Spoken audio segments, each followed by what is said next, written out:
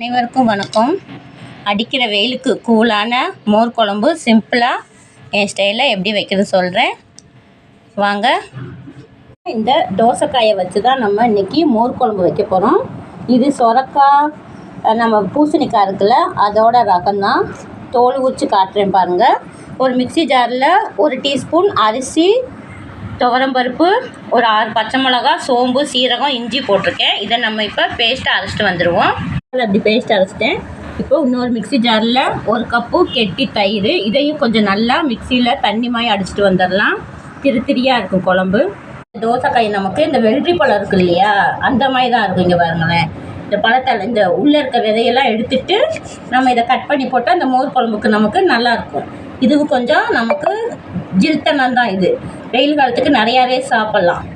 பார்த்தீங்களா, அவ்வளோதான். இதனால் சின்னதாக கட் பண்ணி எடுத்துக்கலாம். இது நமக்கு வெள்ளரி பழம் மாதிரி எடுத்து பாருங்க. இப்போ நான் மோர் குழம்புக்கு தாளித்து விட்டுடுறேன். கடாய் வச்சு எண்ணெய் ஊற்றி கடுகும் சீரகம் போட்டிருக்கேன். இங்கே ஒரு வெங்காயம் சின்னதாக கட் பண்ணி வச்சுருக்கேன். ஒரு தக்காளி கூட கட் பண்ணியிருக்கேன். அந்த தோசைக்காயையும் சின்ன சின்னதாக கட் பண்ணியிருக்கேன். இப்போ கடுகும் சீரகம் பொரியுது பாருங்கள். இப்போ இது பொரிஞ்சவுடனே நம்ம கருவேப்பிலையை போட்டுக்கலாம். கருவேப்பிலையை போட்டுட்டு கொஞ்சம் பெருங்காயத்தூளை கூட போட்டுருவோம். கட் பண்ண வெங்காயத்தை போட்டு நல்லா வதக்கி விட்டுறலாம்.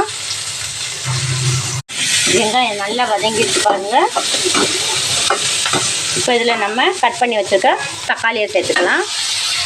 தக்காளியை சேர்த்து கொஞ்சமாக உப்பு போட்டோம்னா சீக்கிரம் வதங்கி வந்துடும்.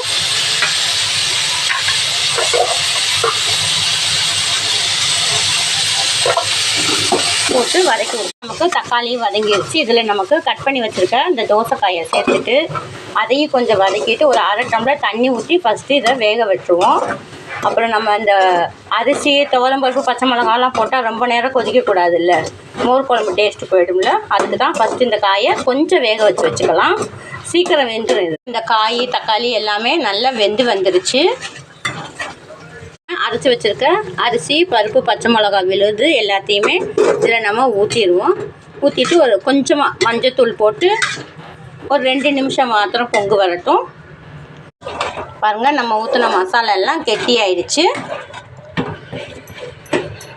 ரொம்ப கொதிக்கக்கூடாது, நல்லா இருக்காது மோர் குழம்பு. இப்போ இது மிக்சிக்கு போட்ட 1 கப்பு தயிர், அதை ஊற்றி அடுப்பை கொஞ்சம் ஸ்லோவாகவே வச்சுக்கோங்க. மீடியம் ஃப்ளேமில் இருக்கட்டும். சூப்பரான மோர் குழம்பு நமக்கு ரெடி ஆயிடுச்சு. இதே மெத்தடில் நீங்களும் சிம்பிளான மோர் குழம்பு இந்த வெயில் காலத்துக்கு செய்யுங்க. எப்படி வந்துச்சுன்னு கமெண்ட் பாக்ஸில் கமெண்ட் கொடுங்க. இன்னொரு சிம்பிளான வீடியோவில் பார்க்குறேன். பாய்.